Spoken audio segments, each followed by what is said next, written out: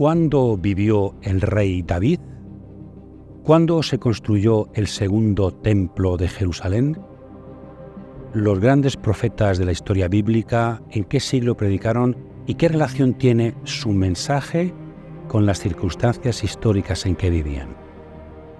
Para conocer la palabra es fundamental conocer también las circunstancias históricas que la vieron nacer. Tenemos una idea clara de la historia bíblica y su sucesión, por ejemplo, los personajes principales.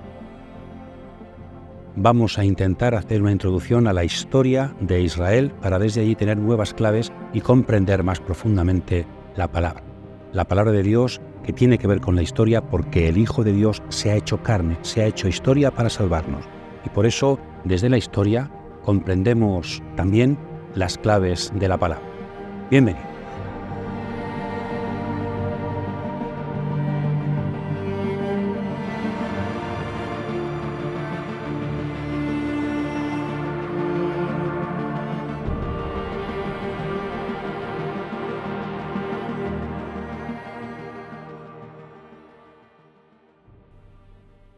En este tercer vídeo de introducción a la Sagrada Escritura, os invitamos a trabajar el aspecto histórico, la importancia de la historia para comprender correctamente la Biblia y, en el fondo, toda la fe cristiana. Y este es el primer subrayado. Para el cristianismo y para el judaísmo, la historia es algo fundamental, porque el Dios bíblico es un Dios que interviene en la historia.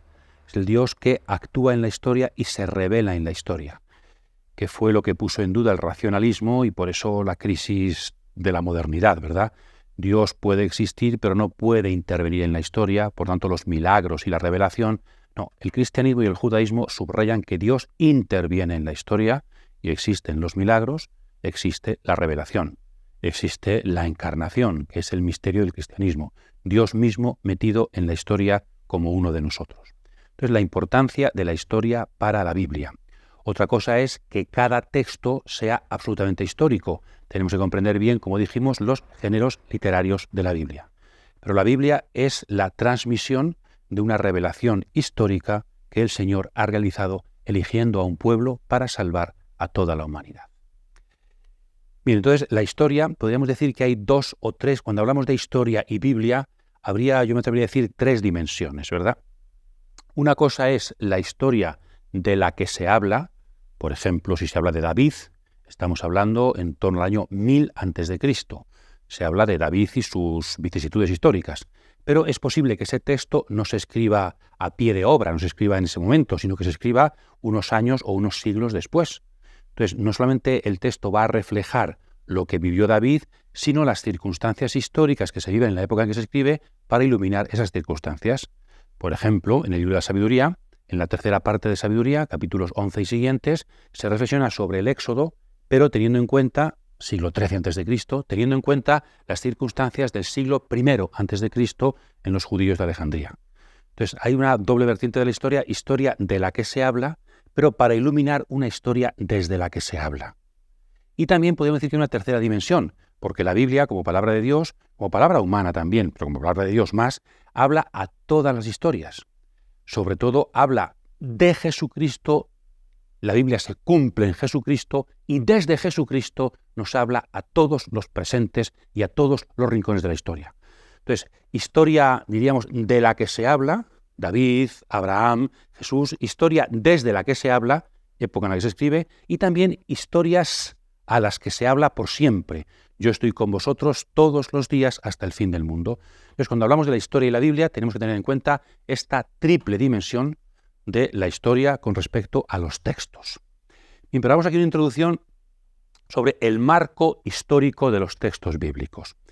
Y para empezar tenemos que decir que en el Antiguo Testamento, sobre todo, tenemos un gran proyecto historiográfico, ya hemos hablado de él alguna vez en estos vídeos, y dos proyectos historiográficos menores, uno importante y dos.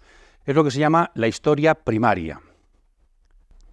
La historia primaria en la exégesis actual es 11 libros, se compone de 11 libros que nos narran una historia sin solución de continuidad. Un libro se continúa con el otro.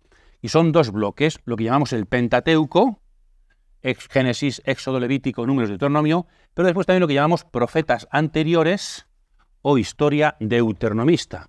Si uno empieza a leer Génesis y acaba de leerlo con la muerte de José, luego se continúa en Éxodo.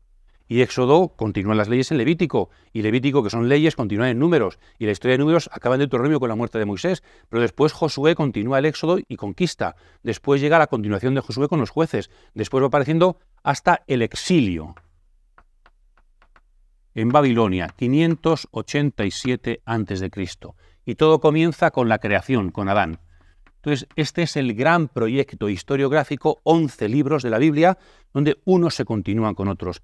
De estas características, seguramente esto es algo único en la antigüedad y algo de lo más antiguo que tenemos en la historia de la humanidad, ¿no? De estas características.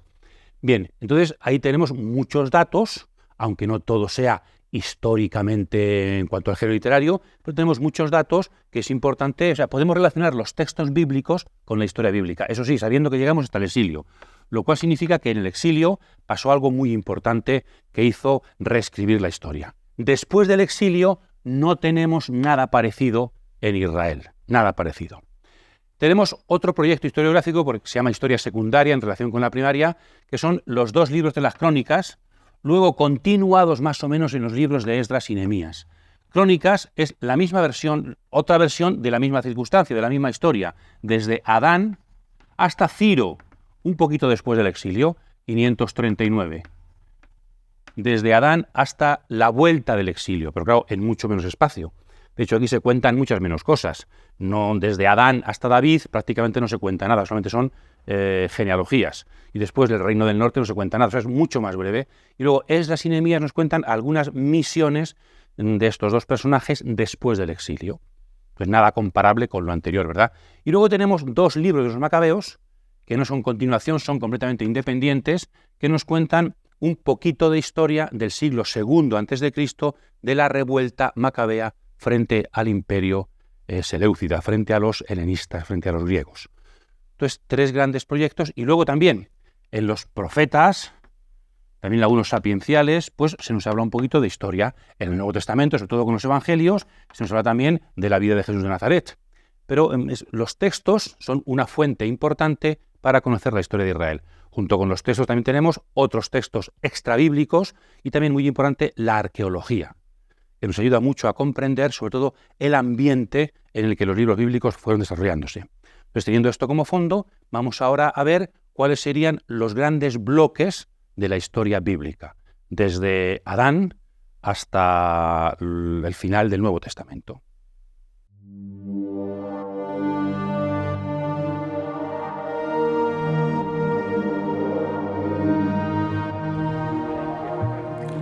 En el año 15 del imperio del emperador Tiberio, siendo Poncio Pilato gobernador de Judea y Herodes tetrarca de Galilea, y su hermano Filipo tetrarca de Iturea, y Traconítide, y Lisanio tetrarca de Abilene, bajo el sumo sacerdocio de Anás y Caifás, vino la palabra de Dios sobre Juan, hijo de Zacarías, en el desierto.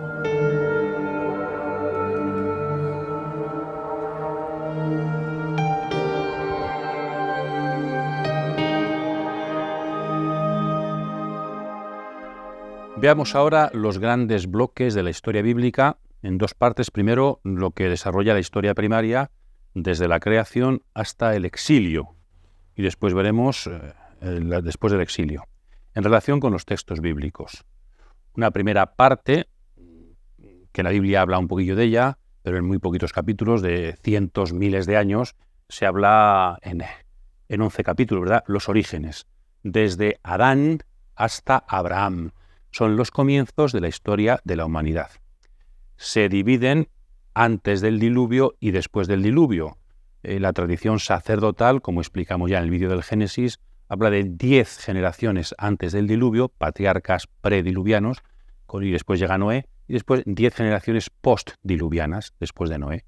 Desde Adán a Noé, desde Noé a Teraj, el padre de Abraham. Entonces, nos remitimos a los orígenes de la humanidad. La Biblia nos dice ahí algunos datos que la humanidad ha dicho siempre, con esos nombres, con esas historias tan interesantes que ya hemos explicado en un vídeo, el vídeo del Génesis. Entonces, primera etapa, que sería una etapa bíblica, pero pre-israelita. Después, en la segunda parte del Génesis, capítulos 12 al 50, se nos habla de la época patriarcal, que son 4 generaciones: Abraham, Isaac, Jacob y José. Vemos que en 20 generaciones, 11 capítulos, en 4 generaciones, muchos más capítulos, porque es mucho más interesante, mucho más importante, y también se conocen más datos de esta etapa que de esta. Aquí ya comienza, Génesis 12, la historia de Israel. Estaríamos hablando, no estamos seguros muy bien de cuándo, pero siglos XVIII, XVII, XVI antes de Jesucristo.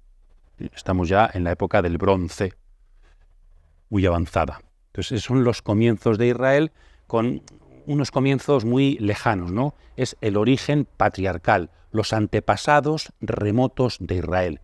De esta etapa todavía no tenemos muchos datos históricos. Hay datos muy interesantes, pero luego tenemos relatos posteriores que reflexionan sobre las tradiciones que se han transmitido de forma oral. Entonces, orígenes patriarcales de Israel. Y después pasan los años, hay una elipsis, un paréntesis de muchos años, de siglos, para llegar a Moisés. Israel, que se había quedado en Egipto importante con José, ya se convierte en esclavo y comienza la historia de Moisés y el Éxodo. Y a esta historia, que es 2 generaciones en el fondo, la generación que sale de Egipto, que morirá en el camino, y la generación que entra en la tierra prometida, 2 generaciones se le dedican 4 libros, 5 con Josué: Éxodo, Levítico, Números y Deuteronomio. Veis cómo cada vez más, se amplía el texto literario con respecto a una fracción de tiempo mucho menor, porque es mucho más importante. Aquí estamos en el relato fundacional más importante de la historia de Israel, el Éxodo. Es importante porque se sale de Egipto, se pasa por el desierto, en el monte Sinaí se hace la alianza y se concede la ley al pueblo, se continúa por el desierto y ya al final de la Torá, en Deuteronomio, muere Moisés. Pero el Éxodo continúa con Josué, es la conquista. Es el Éxodo y la conquista, Moisés y Josué. ¿Veis? 3 etapas, ¿no? Orígenes de la humanidad, orígenes patriarcales de Israel y el acontecimiento más importante de la historia de Israel. Estaríamos en torno al año 1250, 1200 antes de Cristo. Estamos en el siglo XIII, finales, antes de Cristo, más o menos. Tampoco tengo una seguridad absoluta, pero por lo que los textos dicen, seguramente en la época del faraón Ramsés II. También tenemos la estela de Merneptah, que es la primera vez que se habla de Israel. Estamos en el año 1200, un poquito después. Entonces, estamos en la etapa fundacional, que es el Éxodo y la conquista con Josué. Después de este acontecimiento fundamental comienza una etapa, o hay una etapa ahí un poco que se llama la etapa tribal, donde Israel no es un pueblo unido, sino que Israel es un conjunto de tribus, unas más vinculadas que otras entre sí. Por ejemplo, Efraín, Benjamín y Manasés, que son la casa de José, mucho más vinculadas. La Judá, más que una tribu, es un territorio. O sea, Israel está todavía naciendo. Naciendo es la época de las tribus, que se cuenta un poquito en el libro de los jueces. Simbólicamente tenemos 12 jueces, 6 mayores, 6 menores, el número de las tribus de Israel. Entonces, etapa premonárquica, etapa tribal. Y después llega el nacimiento de la monarquía, en la época del profeta Samuel. Samuel sirve de transición, es un juez que a su vez unge a los primeros reyes de Israel. Por eso los libros de Samuel nos van a dar paso a la monarquía. Aquí podemos leer 1 y 2 Samuel y los 11 primeros capítulos del libro de los reyes. Estamos en la época de la monarquía unida. Diríamos, está naciendo Israel como una monarquía. El primer rey será Saúl. Después de algún intento de Abimelech, que se cuenta en Jueces, Saúl va a ser el primer rey, pero no de todo Israel, sino de un poquito de un territorio, pero morirá con los filisteos. David, que va creciendo poco a poco en torno a Saúl, consigue reinar sobre Judá primero y después recibe también el reino de Saúl y David va a crear el Estado de Israel, diríamos, la primera monarquía unida de Israel. Y Salomón llevará a plenitud lo que David ha construido. Y también Salomón pasa una época de paz, de prosperidad, se construye el templo. Entonces es la época dorada, según la tradición, de la historia de Israel. Por poner fechas, podemos decir que más o menos el año 1000, una cifra redonda, antes de Cristo, David consigue ser rey de todo Israel y conquista la ciudad cananea de Jerusalén para poner ahí su centro y su capital política y religiosa. Por eso luego se construirá el templo, que él ya proyectó, pero que construyó su hijo Salomón. Año 1000 a.C., época de la monarquía unida. ¿De acuerdo? Pero en cuanto Salomón muere, no se consigue esa unidad, no se sostiene, y vamos a tener la división en dos reinos. De hecho, ya había dos realidades, donde gobernó Saúl, que era Israel, actualmente en Cisjordania, por la zona de Siquem y alrededores, y luego Judá, donde empezó a reinar David, en torno a Hebrón, Belén. David unificó ambas realidades, Salomón continuó, pero no se consiguió que esa unidad resistiera. Entonces, por razones teológicas, por razones políticas, por razones también humanas, dice el texto de los Reyes, pues no se consiguió mantener esa unidad. Y tenemos el cisma, año 931, contado en Primera Reyes 12, el gran cisma de Israel. Israel a partir de aquí va a ser dos realidades, reino del norte, reino del sur. El reino del norte se llamará también Israel, el reino del sur se llamará Judá. Y tenemos que tener cuidado, no confundir, porque Israel se utiliza en varios sentidos. Israel sería el pueblo, sería también el Estado cuando está unificado, y en este caso Israel es solamente el reino del norte. El reino del sur, en cambio, es Judá, con capital en Jerusalén. El reino del norte estará variando, no tendrá tanta estabilidad y tendrá varias capitales y también varias dinastías, hasta que Omri, un rey importante, funda una capital nueva, Samaria, que va a ser ya siempre la capital del reino del norte hasta que sea destruida. Y fundará también una dinastía muy importante, aunque después será sustituida por otra. En cambio, en el sur siempre la misma capital, Jerusalén, y siempre la misma dinastía, davídica. A mí siempre me gusta reflexionar en este caso sobre las diferencias entre el norte y el sur. El norte es más grande, está mejor comunicado internacionalmente en comercio, es más rico también agrícola, desde el punto de vista agrícola, y por lo tanto es mucho más rico que el sur, que es más pequeño, más montañoso, y además, religiosamente hablando, aunque parezca lo contrario, en principio también el norte es más rico que el sur. El norte es el reino donde surgen los profetas, donde se ha recogido la tradición de Moisés. El reino del sur, poco a poco, gracias a Jerusalén y al templo, y a que recibirá después la influencia del norte, va a ser el que va a sostener toda la religión, sobre todo cuando el norte se destruya. Pero en un principio, la religiosidad de Israel nace en torno a Siquem. Jerusalén es una ciudad cananea, hasta David, es una ciudad pagana. Entonces, las tradiciones del arca, las tradiciones de Moisés, las tradiciones de los profetas, se van a configurar más bien en el reino del norte, que después, por supuesto, irán pasando al reino del sur. Entonces, dos reinos, hasta que serán destruidos los dos por los imperios de alrededor. El reino del norte, como es más rico, más influenciable, más apetecible para las potencias, será destruido el año 722 a.C. por el imperio asirio, con capital en Nínive. El último rey del reino del norte, Oseas, no confundir con el profeta homónimo, el profeta Oseas, que es anterior. Y el reino del sur, en cambio, está un poquito más aislado, está menos, las políticas de alianzas parece que las hizo mejor, y también se ve aquí la voluntad de Dios y su sostener al pueblo, durará hasta el año 587 a.C., cuando un nuevo imperio, que destruyó el imperio asirio, el imperio neobabilónico, Nabucodonosor, destruya Jerusalén y deporte a la población. El reino del norte, 722, desaparece, la población es deportada y no vuelve a existir, no se vuelve a reconstruir hasta el día de hoy. En cambio, el reino del sur, después del exilio, sí se volvió a refundar y después incluso llegó a haber reyes allí, ¿verdad? Y a unificar todo Israel. Por eso siempre se ha hablado de las 10 tribus perdidas de Israel, porque Judá y Benjamín se habrían quedado fieles al reino del sur. Bien, en estos dos reinos, con sus luchas, con sus diferencias, me gustaría subrayar algunos reyes importantes. En el norte vamos a subrayar por 4, ¿no? 2 dinastías con sus... La dinastía de Omri, hemos hablado de ella, ya estamos en el siglo IX a.C., funda Samaria y funda una dinastía, y su hijo Ahab va a ser el que lleve esa dinastía a su plenitud. Además es tan importante esta dinastía que hasta se habla de ella en textos arqueológicos de la antigüedad, textos asirios y también, por ejemplo, la estela de Mesach en Moab, de la que después hablaremos. Diríamos que Omri y Ahab son al reino del norte lo que David y Salomón fueron a todo el reino, ¿no? Omri funda una dinastía y una capital, y su hijo lleva a plenitud esa dinastía y esa capital. Samaria, hijos de Omri. Jerusalén, hijos de David, una capital y una dinastía. Pues la dinastía del sur, la dinastía del norte. Es verdad que Omri después, esa dinastía fue destronada con apoyo de los profetas, Eliseo, por Jehú, que funda una dinastía nueva, más yavista, más religiosa, y uno de sus descendientes, Jeroboam II, llevará a plenitud en el siglo VIII esta dinastía. 2 dinastías, 4 reyes fundamentales, y también en estas épocas Dios envía profetas para que no se olvide la dimensión religiosa, la presencia de Dios. Aquí tenemos sobre todo al profeta Elías, tiempos de Ahab, ¿verdad? Conocéis la historia de Ahab, Jezabel, Elías, en el siglo IX a.C., y luego su discípulo Eliseo. Y aquí en el siglo VIII, en la época de Jeroboam II, Dios envía a otro profeta, a Amós, que va a ser el primer profeta escritor de la historia de Israel.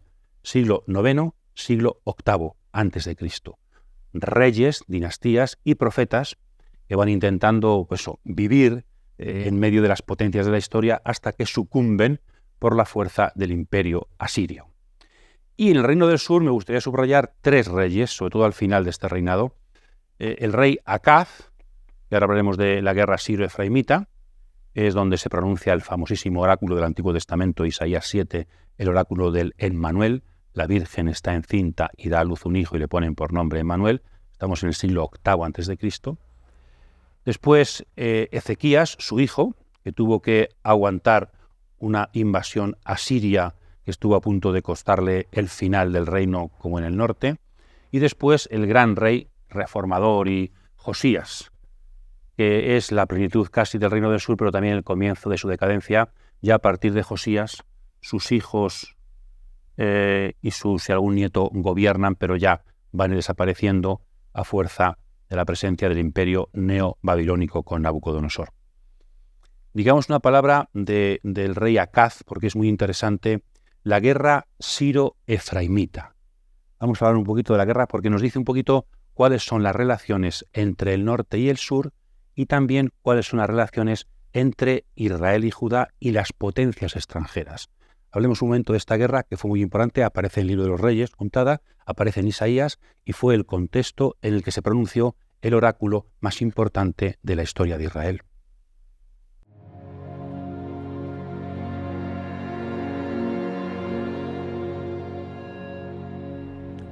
La guerra siro-efraimita, estamos en el siglo VIII a.C., 730 y tantos a.C.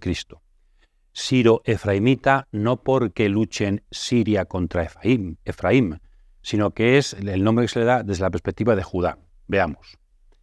Judá es un reino, el reino del sur, con capital en Jerusalén. El reino del norte, Samaria, reino de Israel, que también se le llama, en Oseas, por ejemplo, mucho Efraín. Entonces, Efraín es una de las tribus, pero que también da nombre a todo el reino del norte. El reino del norte se llama Israel o Efraín, con capital en Samaria. Y al noreste está Siria, el reino de Siria, que es un reino más o menos como estos, ¿no? Con capital en Damasco. Estos son los reinos, algunos reinos que hay por aquí, por el Oriente Próximo. Y luego tenemos el gran imperio asirio.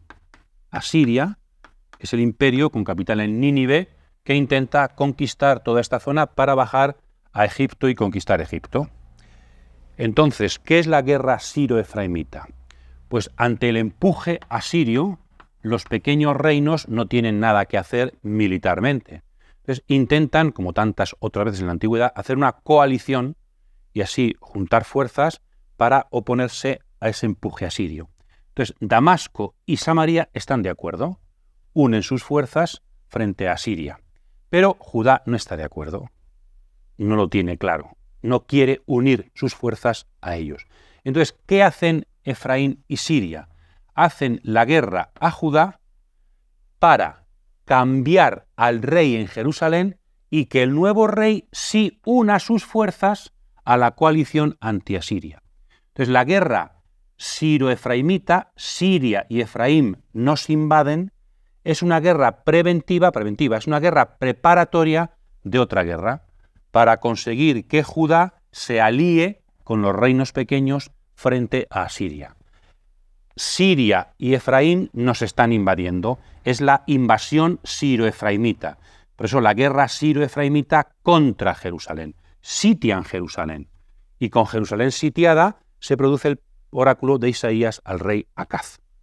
¿Qué opciones tenía este rey frente a la invasión siro-efraimita? Pues tenía varias opciones. Una era unirse a ellos, que ya no, porque ya había dicho que no. Entonces lo querían conquistar para acabar con él y poner a otro en su nombre. Entonces la primera opción de unirse a ellos era ya prácticamente inviable. Otra opción era pedirle ayuda a Asiria. Mira, imperio, me están atacando para que me una contra ti, por tanto, ayúdame contra ellos. Acudir a Asiria. Otra es acudir a Egipto, una potencia que también está en contra de Asiria, pero que tampoco me voy a hacer vasallo tuyo, ayúdame frente a estos que vienen. Huir a Egipto, buscar en Egipto la ayuda. Y otra solución sería la de mantenerse firme. Diríamos, soportar ese asedio confiando en Dios. Esta es la solución que Isaías, en el capítulo 7 del libro, se nos cuenta, le dio a Acaz. Confía en Dios. Estos dos invasores pronto se van a marchar y van a ser destruidos por Asiria. Por tanto, no te alíes con Egipto, no te alíes con ellos, ni tampoco busques ayuda en Asiria. Sencillamente confía en Dios. Es uno de los textos más importantes para la fe, confianza en el Antiguo Testamento. Es decir, casi podríamos decir que aparece la fe como una opción política, como una opción militar. Confía en Dios. ¿Qué hizo Acaz? ¿Qué habréis hecho vosotros? ¿Cuál de las 4 soluciones? Pues Acaz, la opción que tomó fue esta. No hizo caso a Dios, no hizo caso a Isaías, sino que mandó emisarios a Asiria, se mostró vasallo de él. Claro, ¿eso qué le costó? Pagar mucho vasallaje y como signo sacrificar a su propio hijo, matarlo, como signo de vasallaje ante Asiria y poner la religión asiria, los dioses asirios, en el templo de Jerusalén. Es también un signo de vasallaje, la religión, el dios, el rey que nos somete impone su religión a los vasallos sometidos. Claro, eso fue una opción no solamente política, sino religiosamente contraria a la religión yavista. Entonces Isaías vio que Acaz metió la pata y además las consecuencias que vemos.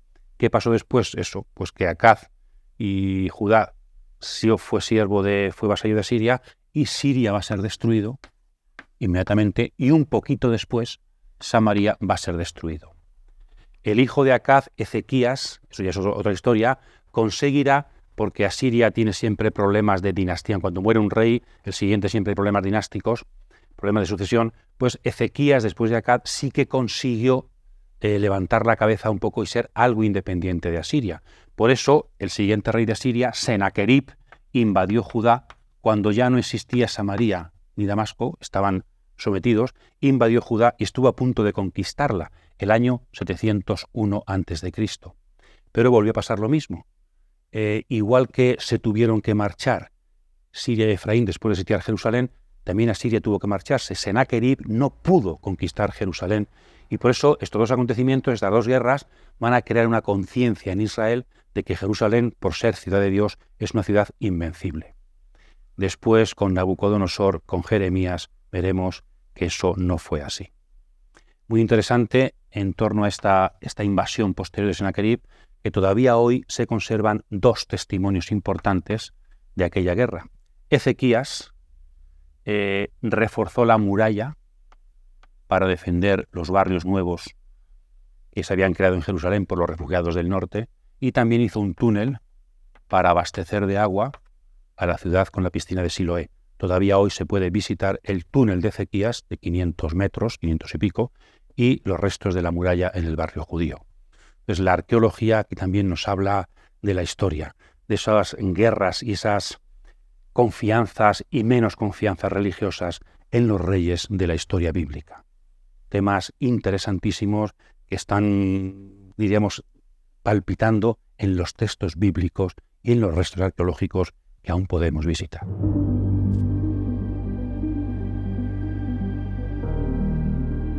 En el año 1 de Ciro, rey de Persia, para cumplir lo que había dicho Dios por medio de Jeremías, el Señor movió a Ciro, rey de Persia, a promulgar de palabra y por escrito en todo su reino. Así dice Ciro, rey de Persia: el Señor Dios del cielo me ha entregado todos los reinos de la tierra. Él me ha encargado construirle un templo en Jerusalén de Judá. Quien de entre vosotros pertenezca a ese pueblo puede volver. Que el Señor su Dios esté con él. Continuamos desarrollando el esquema general de la historia de Israel. Hemos visto la primera parte, la época clásica, la época del primer templo, ¿verdad? Desde Adán hasta el 587 con el exilio en Babilonia. Ahora vemos desde el 587 hasta el final de la historia bíblica, que sería el año 70 después de Cristo, o quizá podríamos llegar al año 135 después de Cristo, como veremos. Ha desaparecido el reino del norte, 722, y Asiria intenta también conquistar el reino del sur, es vasallo, se rebelan y quieren quitarse el vasallaje de Ezequías, ¿verdad? Entonces ya está la decadencia de Asiria. Gracias a la decadencia de Asiria, Israel puede despertar un poco y está la gran reforma de Josías, la época quizá más esplendorosa del reino del sur. Estamos a finales del siglo VII a.C. Josías, el gran rey de Israel, muere el 609 a.C. en Meguido. Veis que la religiosidad y la política tienen mucho que ver. Cuando Israel o Judá son vasallos de un imperio, entonces tienen que mostrar su vasallaje también con la religiosidad y dar culto a los dioses del imperio, ¿no? Y también cuando hay independencia, una forma de subrayar la independencia es que dan culto a su propio Dios, a Yahvé.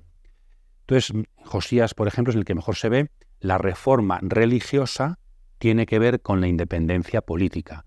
Es una cosa preciosa históricamente, que cada día se estudia más, y es que el abuelo de Josías se conserva un documento que firmó de vasallaje al rey asirio, y Josías, imitando ese documento, hace un gesto de vasallaje ya no al rey asirio, sino a Yahvé, y seguramente el primitivo texto del Deuteronomio, que nace en esta época, Josías, 600 y pico antes de Cristo, es una declaración religiosa, pero también de independencia política para decir, yo, Israel, el rey de Judá, de Jerusalén, no soy vasallo de Asiria, sino que soy vasallo de Yahvé, y ante él respondo, no ante Asiria.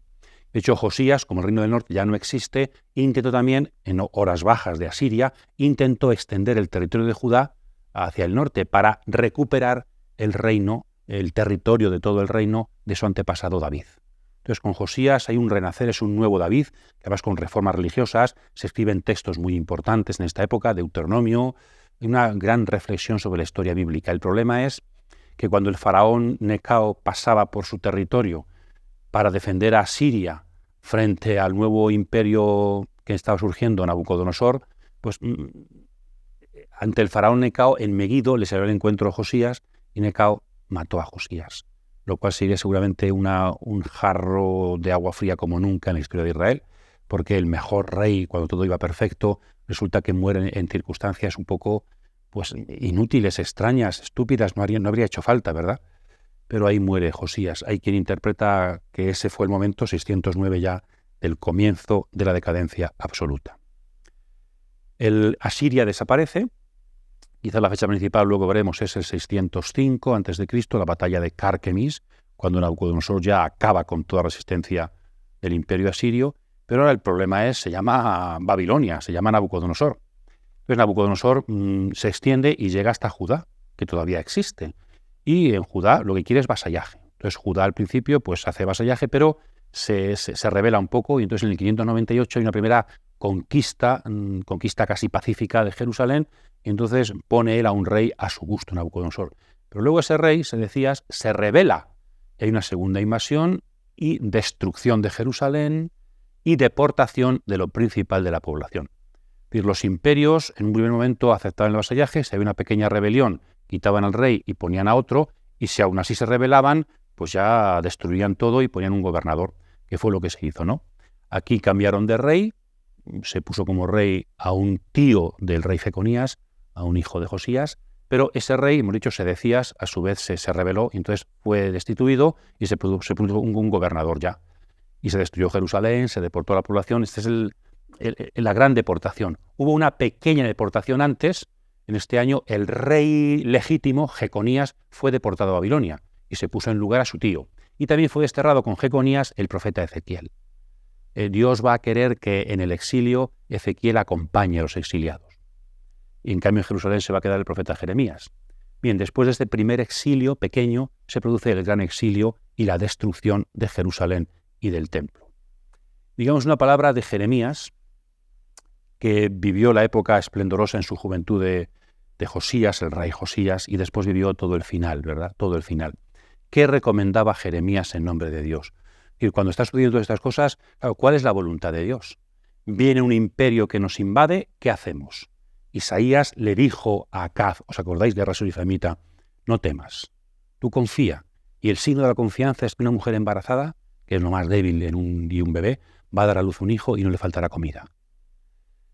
En cambio ahora Jeremías le dice al pueblo y al rey, Nabucodonosor, esto me parece muy importante, la interpretación, diríamos, es esa interpretación teológica de la historia. Jeremías, los profetas están para esto, para intentar buscar la voluntad de Dios en la historia. ¿Cuál es la voluntad de Dios en estos momentos en que nos viene encima el imperio de Nabucodonosor? Claro, recordando el pasado dirían, como dijo Isaías, hay que resistir porque esta ciudad es impenetrable, esta ciudad es eterna, porque está Dios en ella y su templo. Y Jeremías dice, no.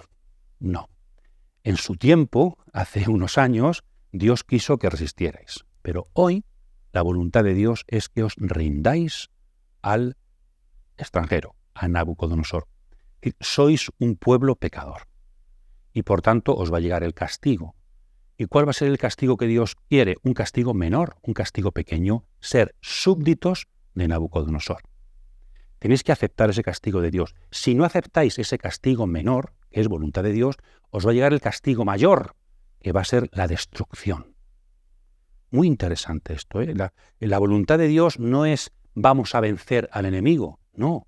Nuestro Dios nos dice que el enemigo viene de su mano a castigarnos levemente. ¿Cómo se interpretaba antiguamente en la historia? El poderoso, su Dios era más poderoso que el Dios del vencido. Entonces, el Dios de Nabucodonosor, Marduk, es más poderoso que Yahvé, nuestro Dios. Eso no puede ser. No, dice Jeremías, hay una perspectiva universal. Yahvé no lucha contra Nabucodonosor, sino que Yahvé trae a Nabucodonosor como castigo pequeño para su pueblo. Es voluntad de Yahvé.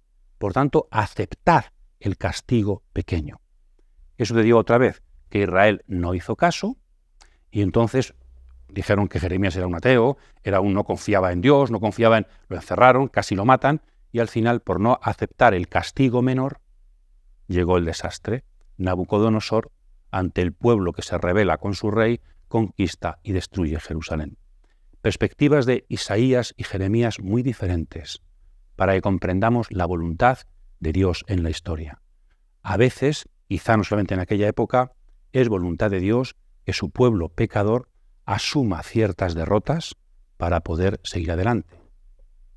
Cosas importantes de la historia.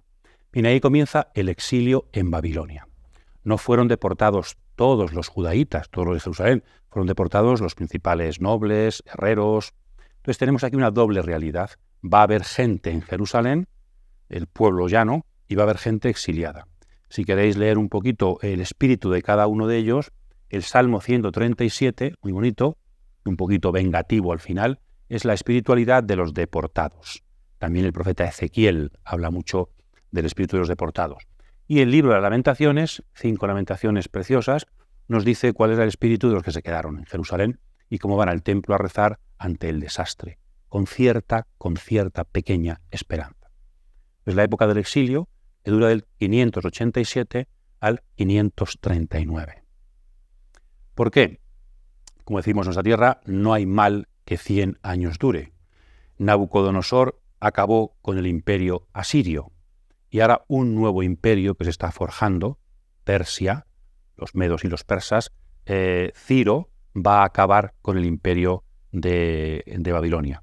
Además de una forma hasta pacífica. Dicen que los sacerdotes de Marduk le abrieron las puertas a Ciro de Babilonia porque el rey Nabonido se dedicaba seguramente a otra diosa, la diosa Sin, y a trabajar poco en política y en extensión del territorio. Entonces Ciro consigue entrar en Babilonia de forma pacífica el año 539 a.C. y tiene una política con los pueblos sometidos diferente a Nabucodonosor, y a los asirios no digamos, que es una política de respeto. Entonces, permite regresar a su tierra a todos los deportados. Ahí acaba el exilio. Y por eso leed muy bonito los últimos versículos, los hemos leído en este vídeo, del edicto de Ciro, los últimos versículos del segundo libro de las Crónicas, donde aparece Ciro enviando a los judíos para que vuelvan a Jerusalén y reconstruyan el templo. Entonces comienza aquí una nueva etapa, la etapa post-exílica, con dos fechas fundamentales. 539, Ciro entra en Babilonia, y 515 por fin se dedica, se consagra el segundo templo, el nuevo templo en Jerusalén. Comenzaría aquí entonces la época del segundo templo. Del año 515 a.C., Ciro, Ciro ya estaba muerto en este año, ya estaba Darío, Ciro hasta el 70 después de Cristo, cuando Tito destruye este segundo templo. Del 515 a.C. al 70 después de Cristo tenemos la etapa del segundo templo. El primer templo, el de Salomón, fue destruido el año 587 a.C.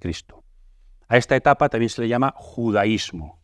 Judaísmo es, hablando de forma técnica, judaísmo es una etapa de la religiosidad de Israel, que es esta, la etapa del segundo templo, que está marcada por unas características peculiares, como son la importancia del sábado, de la circuncisión, la importancia de los alimentos sagrados, puros, que se pueden comer. Es decir, es una etapa de afirmación. Israel ahora ya es un pequeño territorio Judá, por eso judaísmo, sin rey, sin príncipes, en medio de los grandes imperios de la historia.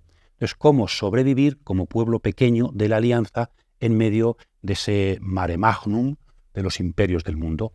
Eso es el judaísmo. Bien, este judaísmo, esta etapa del segundo templo, podemos subdividirla según los imperios que han gobernado Judá. Primero, hemos dicho el imperio persa, que es desde Ciro, después Darío I, Darío II, Jerjes, Artajerjes, muchos, ¿verdad? Y también tenemos las guerras médicas, cuando los medos persas intentan invadir Grecia, con toda la batalla de Maratón, ¿verdad? Bueno, el imperio persa, que es un imperio universal, un imperio interesante. Aquí, en esta época, seguramente se van a escribir gran cantidad de textos bíblicos. Por ejemplo, el Pentateuco seguramente se redacta de forma definitiva en esta época, porque seguramente el Pentateuco fue la ley judía aceptada por Persia como ley que gobernaba a este pequeño territorio en medio del imperio. Muy interesante. La Torá no es solamente una ley religiosa, sino que seguramente eran las leyes que gobernaban el mundo civil y social de Israel, aprobado por el imperio persa. Entonces, Esdras seguramente tiene mucho que ver con la redacción definitiva del Pentateuco como ley judía en medio del imperio persa. Era bastante tolerante. Pero después llega de Occidente pues un jovencito, Alejandro, discípulo de Aristóteles, macedonio, que unifica Grecia y se extiende hacia el este para conquistar el imperio persa. Hay muchas batallas, quizá la más significativa sea la batalla de Isos, en la actual Turquía, ya cerca de la frontera con Siria, el año 333. Podemos poner esa fecha como signo del final del imperio persa y comienzo de la época helenística, que es los griegos gobernando Oriente, ¿verdad?, con Alejandro Magno. Alejandro Magno muere el 323 y el imperio que formó hasta la India se divide entre sus generales, llamados diadocos. Y Judá va a quedar entre dos generales, entre los de Egipto y los de Siria. Egipto, capital Alejandría; Siria, capital Antioquía. Los Ptolomeos de Egipto y los Seleucidas. Al principio, Judá va a quedar bajo influencia del Egipto helenístico, Alejandría, del año 333 al 200, una época, podríamos decir en general, positiva. Aquí es cuando se traduce la Biblia, lo dijimos en el primer vídeo, la Biblia al griego. Una época, diríamos, de encuentro positivo entre cultura griega, helenismo, y religión judía. Pero en el año 200 hay una batalla en las fuentes del Jordán, en Banias, donde los del norte, griegos también, los Seleucidas, Antioquía, vencen a los del sur, a Egipto. Y Palestina, Judá, pasa a estar gobernada por los Seleucidas. En un primer momento va a ser algo positivo, respetan a los judíos, pero después, sobre todo con ciertos problemas ya con Roma, que está ya empezando a entrar en Oriente, empiezan a oprimir, a robar en el templo, sobre todo el rey de Antioquía, Antíoco IV Epífanes, que va a provocar esa, diríamos, opresión, también económica y religiosa, sobre Israel, va a provocar la rebelión de los macabeos. Y aquí tenemos un problema también interesante que es muy actual. Cómo compaginar la cultura preponderante de todo el mundo con la religión propia nuestra. Cultura griega con religión judía. Hubo cosas positivas, pero hubo también cosas desencuentros. La mayor parte de los judíos parece que querían la asimilación. Bueno, pues no pasa nada. Vamos a los gimnasios, disimulamos la circuncisión. Leed si queréis el comienzo del libro de los Macabeos, que habla un poquito de esto en forma de crítica. Es decir, la mayoría diríamos que están dispuestos a perder su fe religiosa para poder situarse en un amplio mundo cultural novedoso. En el fondo, Yahvé y Zeus son lo mismo. Se puede poner una estatua de Zeus en el templo. O sea, había un movimiento en Israel pues, de asimilación. Y frente a ello están los Hasidim, los piadosos, entre los cuales están los macabeos, que se rebelan contra ello. Algunos de forma pacífica, los macabeos de forma violenta. Y está la rebelión de los macabeos el siglo II a.C., contra el imperio seleucida de Antioquía. Esta rebelión es contada en los libros de los macabeos. Consiguen al final los macabeos, Judas Macabeo, Jonatán Macabeo, Simón Macabeo, consiguen cierta independencia y hasta fundar una dinastía.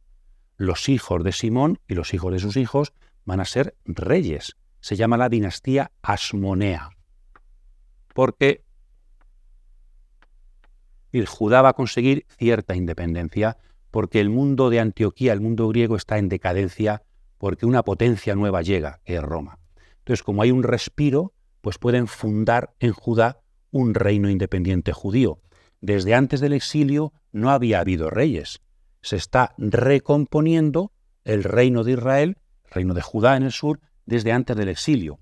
Es verdad que ese reino, pues después, claro, para intentar extenderse con conquistas. En esta época, desde Jerusalén, se va a conquistar un poco la zona de Galilea. Seguramente de aquí vienen los habitantes de la futura Nazaret, donde nacerá Jesús.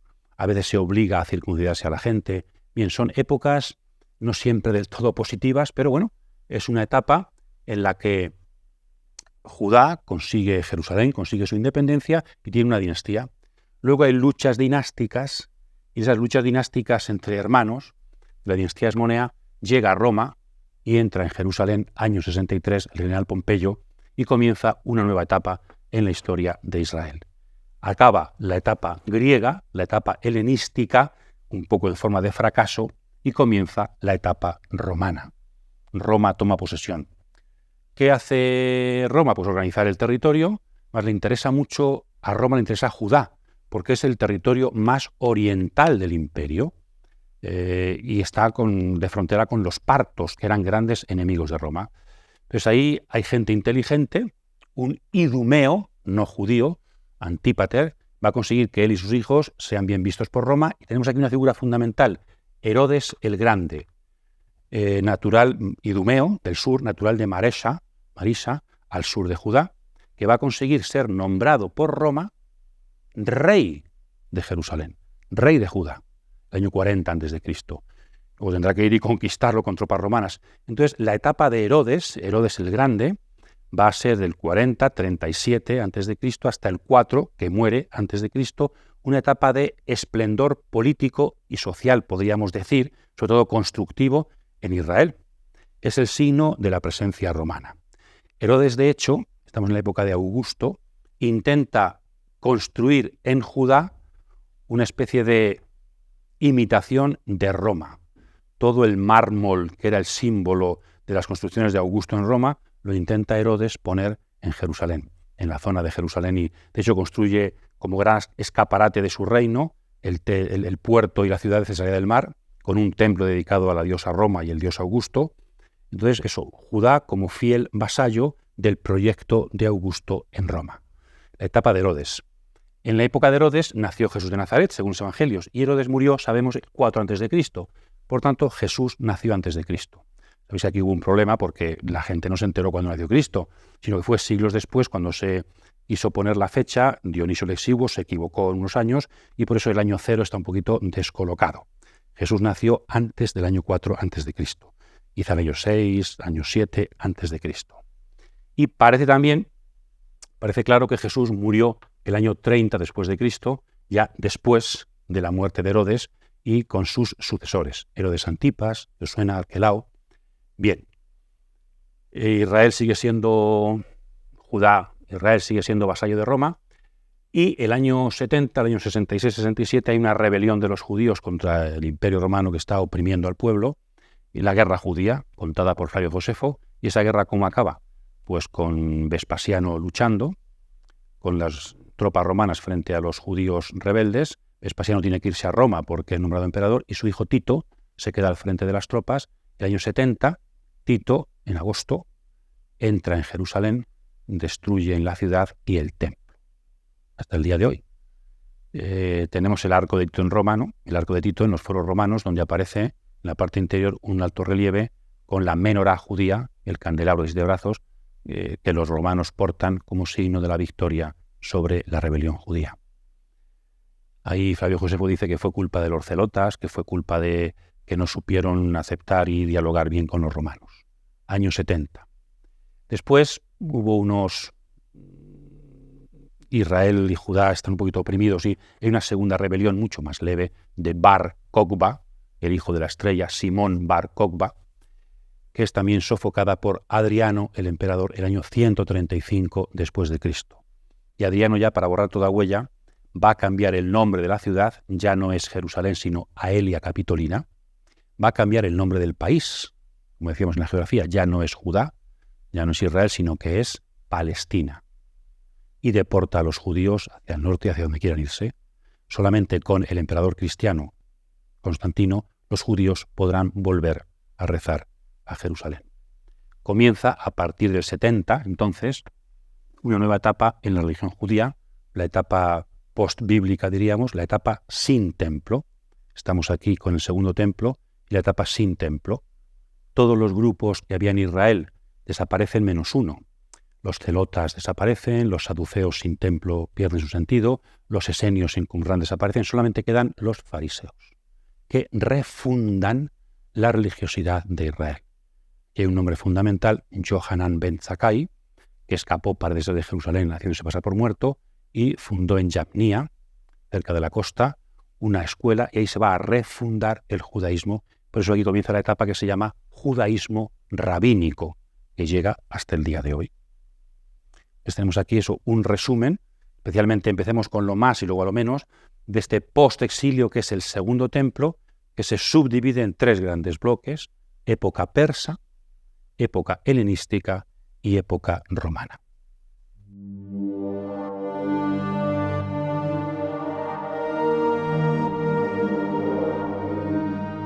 Creo que es importante que tengamos una visión de conjunto lo más general posible, y luego ya habrá tiempo de ir descendiendo hacia los pormenores y los matices y los acontecimientos concretos. Por eso, si sirve, vamos a ver un poquito la historia de Israel desde el punto de vista del templo, que se divide, pues hay 2 templos, entonces en 4 etapas, ¿no? Muy sencilla, muy sencilla. Antes del templo, diríamos, pues desde el origen de la humanidad, después Israel, los santuarios de los patriarcas, después con el éxodo del arca, que va por varios santuarios. Entonces, época de una religiosidad de santuarios. Y después el éxodo, una religiosidad del arca de la alianza, ¿no? Después, con David y Salomón, se construye el primer templo, la época gloriosa, clásica, esplendorosa del primer templo de Jerusalén, que iría desde el 960, más o menos, cuando Salomón lo había construido, siglo X, hasta la destrucción por Nabucodonosor. Aquí es muy importante la reforma de Josías. Diríamos que Josías, ¿os acordáis?, murió en 609 a.C. ¿Por qué es importante? Porque al principio el templo de Jerusalén era un templo entre otros templos. Había más templos ya vistas. En cambio, Josías, con su reforma, va a destruir todos los templos, no solamente los cananeos, sino los templos judíos, porque eran los templos de provincias, diríamos, eran lugares donde el sincretismo era. Entonces él quería controlar la religión judía y destruye todos los templos menos el templo de Jerusalén. Todavía hoy en Arad, una ciudad, unas ruinas en el Negev, se conserva los restos de un templo de la época de Josías que habría sido, se construyó encima cosas porque para ser destruido y dejar de usarse. Por eso muchos sacerdotes se les invita, tienen que ir emigran a Jerusalén para poder ejercer allí su función. Entonces fue fundamental porque a partir de Josías ya no es solamente el templo principal de Israel, el templo de Jerusalén, sino el único templo. Y entonces dar culto en otro templo, entonces la unificación del templo en torno a Jerusalén, el templo con el arca. Bien, después del exilio, época en que no hay templo, se reconstruye el templo. Ciro dice que hay que reconstruirlo y sobre todo le costaba, los profetas Ageo y Zacarías instan al pueblo, insisten en que el templo hay que reconstruirlo para fundar una religiosidad con Dios lo primero. Os dedicáis mucho a construir casas y terrenos y agricultura, pero en cambio el templo, ¿dónde queda Dios? Construir el templo, reconstruir el templo significa poner a Dios en el centro de toda la religiosidad hebrea. Y por eso se reconstruye el templo. Y dura el segundo templo del 515 a.C. hasta el 70 después de Cristo, como hemos dicho, destrucción por parte de Tito. Y aquí dos matices importantes. En la época de los macabeos, Judas Macabeo, el templo antes con Antíoco IV Epifanes, con los helenistas, había sido profanado. El altar, se había puesto una estatua de Zeus. Entonces Judas reconquista Jerusalén a los griegos y purifica el templo, inventando una fiesta, la fiesta de la Hanukkah o dedicación, que se sigue celebrando, ¿no? Entonces, eso, a principios del siglo II, 160 y tantos, antes de Cristo, está la fiesta de la dedicación, pero no hay un tercer templo, sino que es una consagración, purificación del templo que había sido profanado. Y después, en el siglo I antes de Cristo, todavía en tiempo de Jesús estaban acabando las obras, Herodes el Grande amplía el templo. No es un tercer templo, sino que amplía el segundo templo. No tiene nada que ver el templo del 515 con el templo que conoció Jesús, cuyas piedras todavía hoy, y la explanada enorme, podemos contemplar.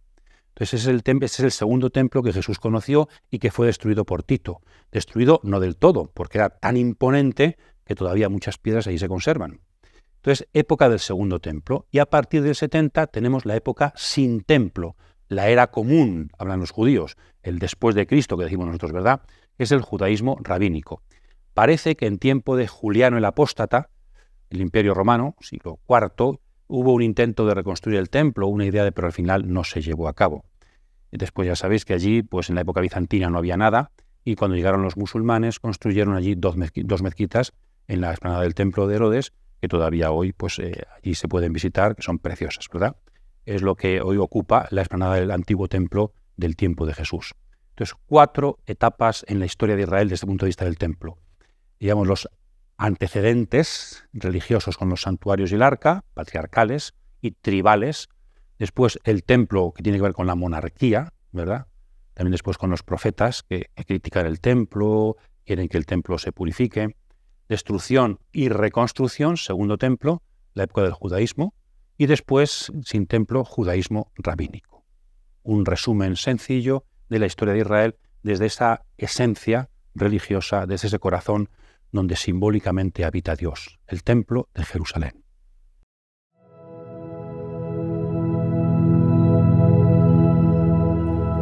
Cuando Israel era joven lo amé, y de Egipto llamé a mi hijo. Cuanto más los amaba, más se alejaban de mí. Sacrificaban a los Baales, ofrecían incienso a los ídolos. Pero era yo quien había criado a Efraín, tomándolo en mis brazos, y no reconocieron que yo los cuidaba. Con lazos humanos los atraje, con vínculos de amor. Fui para ellos como quien alza a un niño hasta sus mejillas. Me incliné hacia él para darle de comer. Volverán a la tierra de Egipto. Asiria será su rey, ya que rehusaron convertirse.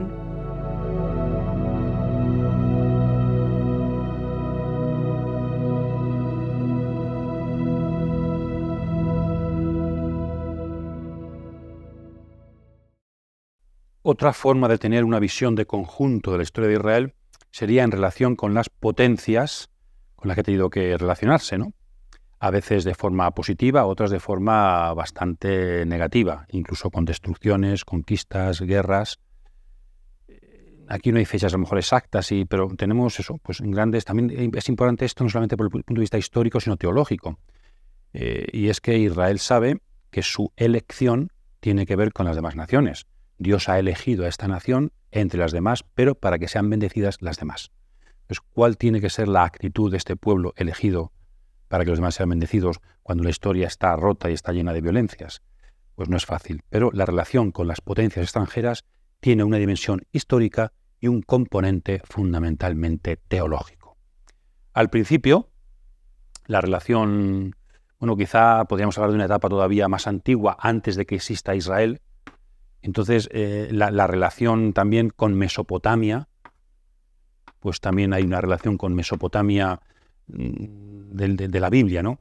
Pero sobre todo comienza a tener una relación importante con Egipto, incluso antes de que nazca Israel, antes del Éxodo, ¿no? Las cartas de Tel el Amarna nos hablan del gobierno egipcio de las ciudades cananeas en el siglo XIV a.C. Entonces, Canaán, la tierra que va a ser conquistada, o que va a ser donde se va a asentar el pueblo israelita, pues estaba ya en relación con Egipto desde el siglo XIV y antes.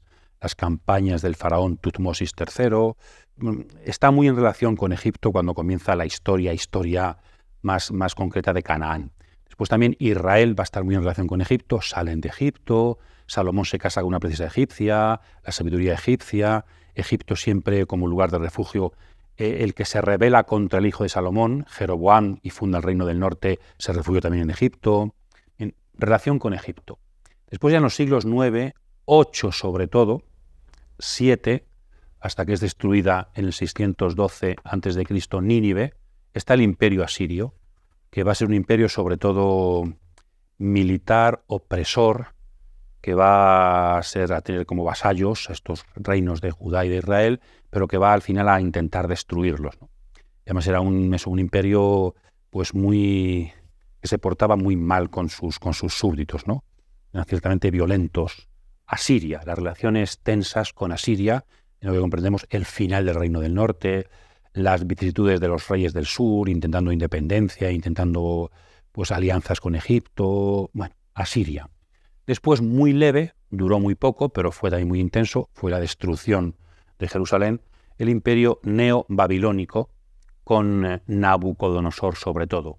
Babilonia ya había sido importante antiguamente, acordaos de Hammurabi y su código de Hammurabi, ¿no? Pero ahora tenemos el imperio neo-babilónico, con Nabucodonosor, que va a llegar a destruir, en la fecha fundamental es el 587 a.C., Israel, Judá, el reino de Judá y Jerusalén. Pero desaparece enseguida por el imperio persa, que va a ser quizá el primer gran imperio de la humanidad. Es tan imperio que permite a las pequeñas... Hasta ahora estos imperios, sobre todo Asiria, no eran imperios, eran gente que imponía su forma de vivir, su religión, a todo el mundo. En cambio, el imperio persa es el primer gran imperio, porque es un imperio que gobierna y permite que cada pueblo tenga sus leyes, tenga siempre claro, supeditado a su autoridad, pero permite su religiosidad, sus leyes. Pues el primer gran imperio quizá de la historia de la humanidad universalista sería Persia. Después Persia acaba, también por corrupción interna, tanto poder al final, y por la presión externa del macedonio, el griego macedonio, Alejandro Magno. Ahí hemos dividido en dos etapas, ¿verdad? Judá bajo el imperio de los Ptolomeos, en Alejandría, en Egipto, y después del 200, bajo los antioquenos, los seleucidas.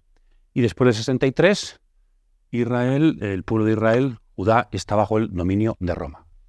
Entonces, eso, relación de Israel con los grandes imperios de la antigüedad. Importancia histórica, importancia teológica. Un pueblo elegido en medio de los grandes imperios de la historia para ser germen de bendición. Eso, en el fondo, en medio de guerras, destrucciones, incomprensiones, pero ahí está Dios desde un pueblo pequeño cambiando la historia de la humanidad.